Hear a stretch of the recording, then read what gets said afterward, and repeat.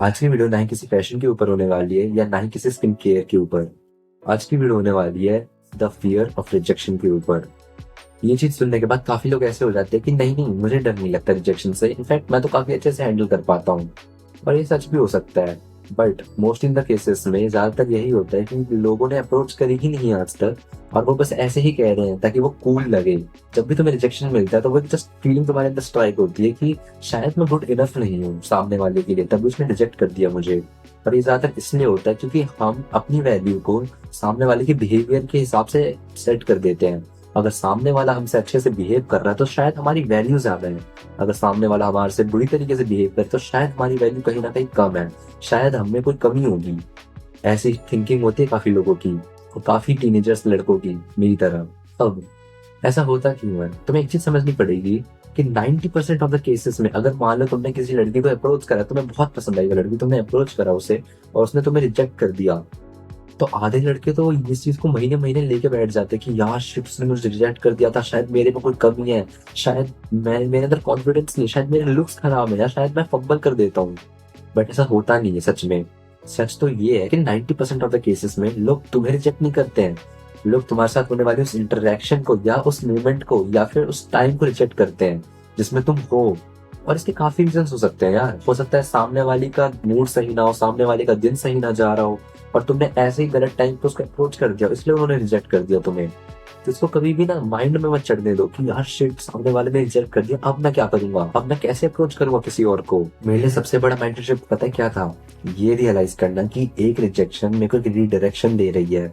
यानी अगर मेरे को एक रिजेक्शन मिल रहा है तो मुझे एक नई डायरेक्शन दिख जाती है जिससे मैं एक यस ले सकूं। एक चीज बताता हूँ, हर एक रिजेक्शन, हर एक नो जो तुम्हें मिल रहा है वो तुम्हें एक यस की तरफ और क्लोजर पुश करता है। अगर तुम्हें आज तुम 100 अप्रोचेस मारते हो और तुम्हें 99 बार रिजेक्शन मिलती है, तो वो 99 रिजेक्शन तुम्हें एक यस की तरफ और ज्यादा पुश करती है। और ट्रस्ट मी, जब वो एक यस मिलता है ना तो तुम्हें और ज्यादा मोटिवेशन आ जाती है और इतनी खुशी मिलती है ना कि वो जो 99 रिजेक्शन होते हैं ना तो उनका दुख कम हो जाता है। तुम्हें एक चीज समझ में आ जाती है कि यार ठीक है, अगर मुझे रिजेक्शन मिल रहे हैं तो इसका मतलब ये है कि मैं एक यस की तरफ और ज्यादा करीब हो चुका हूँ। Okay, now let's be real. हम सबको पता है कि जो लड़कियां होती हैं वो रिजेक्शन को एक हफ्ते में भूल सकती हैं, बट वहीं पे जो लड़के होते हैं वो उस रिजेक्शन को लेके ओवरथिंक करते रहेंगे महीनों महीनों तक, और एक इमोशनल बैगेज तैयार कर लेंगे और बस उसको लेकर चलते ही रहेंगे। कोई उसमें शायरी लिखने लग जाता है, या तो कोई एक ऐसी प्रोटेक्टिव लेयर बना लेता है अपने आसपास कि ना तो अब मैं अप्रोच करूंगा ना मुझे रिजेक्शन का फेस करना पड़ेगा। Brilliant idea, right? मैं भी कहीं ऐसा था। मैं तुम्हें अपनी स्टोरी बताता हूँ। मैंने अपना लाइफ का पहला रिजेक्शन अपने दोस्तों के सामने फेस करा था। सोचो मैं कितना मजाक बनाया होगा उन लोगों ने। बट क्या मैंने रिजेक्शन से डर के अप्रोचेस करना छोड़ दी, या फिर मैंने ये सोच लिया कि शायद मेरे में कोई खराबी थी तभी मैं अब आगे से कभी अप्रोच नहीं करूंगा, मेरे को रिजेक्शन फेस नहीं करना, ये वो? नहीं ना, राइट? मैंने जैसे उसको एक मूवमेंट की तरह ट्रीट करा, उसको एक स्टोरी बना के छोड़ दिया। बेसिकली मेरा मतलब यही है कि तुम भी अपनी रिजेक्शन को एक मूवमेंट की तरह ट्रीट करो, ना कि पूरी स्टोरी की तरह कि नहीं यार मेरी तो स्टोरी यहीं खत्म हो गई, अब मेरा कुछ नहीं हो सकता। मैं तुम्हें एक चीज बताता हूँ, जब भी मुझे रिजेक्शन मिलता था ना तो मेरे अंदर बस एक सवाल आता था कि कैसे मैं अपने अंदर कुछ चीजें को इम्प्रूव कर सकता हूँ ताकि नेक्स्ट टाइम मैं जिस लड़की को मैंने अप्रोच करा है उससे भी ज्यादा बढ़िया लड़की से हाँ ले सकूं, उसकी एक्सेप्टेंस ले सकूं।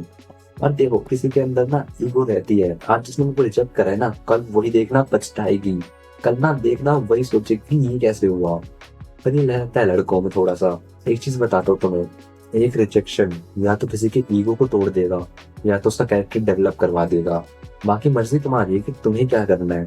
क्या तुम्हें घर पे बैठे रहना है उस रिजेक्शन के डर से कि क्या पता मुझे कोई रिजेक्ट कर दे और मेरी ईगो टूट जाएगी, या ये सोच कि अगर मेरे को किसी ने रिजेक्ट कर दिया तो मेरे अंदर और मोटिवेशन आएगी अपने कैरेक्टर को थोड़ा और डेवलप करने की। The choice is yours. Last में ना तुम्हें एक सच्चाई बताता हूँ मैं। तुम आज ये वीडियो देखोगे, कल कोई और देखोगे, परसों कोई और, लेकिन एक चीज तो सच है कि तुम फिर भी रिजेक्टेड हो गए। और ये चीज मैं तुम्हें डराने के लिए, डिमोटिवेट करने के लिए नहीं कह रहा हूँ, बट ये सच है, ये एक्चुअल में रियलिटी है। तो तुम्हें एक चीज समझनी पड़ेगी कि यार भले ही ना कोई कितनी अप्रोचेस मार दे, कोई कोच तक बन जाए, रिजेक्शन डर उस चीज का हमेशा यहाँ रहता है और वो कभी जाएगा भी नहीं, बट तुम उस चीज से यूज हो जाते हो। बस फर्क ये आ जाता है एक बिगिनर और कोच के अंदर कि एक बिगिनर ना बस डरता रहता है और कभी करता नहीं है। वहीं पे एक कोच डरता जरूर है बट करता है ऑन एन इंस्टेंट उस अप्रोच को, और उस रिजेक्शन को सर पे चढ़ने नहीं देता है वो। बस यही फर्क रह जाता है एक बिगिनर और एक कोच के अंदर। मैं तुम्हें बस इतना समझाना चाहता हूँ कि भले ही आज तुम कितनी ही वीडियोस देख लो, तुम कितना ही खुद के ऊपर काम कर लो, rejection is just a part of life. तुम्हें वो हर वक्त हर जगह मिलेगी। हो सकता है अपने कॉलेज में मिले, हो सकता है अपने वर्किंग प्लेस में मिले, बट तुम्हें उस चीज को फेस करना आना चाहिए, उससे डर के भागना नहीं है। अगर इस वीडियो ने भी तुम्हारी थोड़ी भी हेल्प करी ये समझने में कि रिजेक्शन क्या होता है और हमें उससे क्यों नहीं डरना चाहिए, तो इस वीडियो को अपने उस दोस्त के साथ शेयर करो जो रिजेक्शन को लेकर बैठा पड़ा है और ओवरथिंक कर रहा है। बाकी मुझे कमेंट्स में ये बताओ कि ऐसा कौन सा वो मूवमेंट था रिजेक्शन का जिसने तुम्हें ग्रो करने में हेल्प करी थी। और बाकी अगर तुम भी खुद को इम्प्रूव करना चाहते हो तो make sure to subscribe to the channel, क्योंकि ये चैनल तुम्हारे लाइफस्टाइल, तुम्हारे फैशन और तुम्हारी स्किन के ऊपर ओवरऑल फोकस करता है। तो see you in the next video, तब तक के लिए make sure to improve yourself.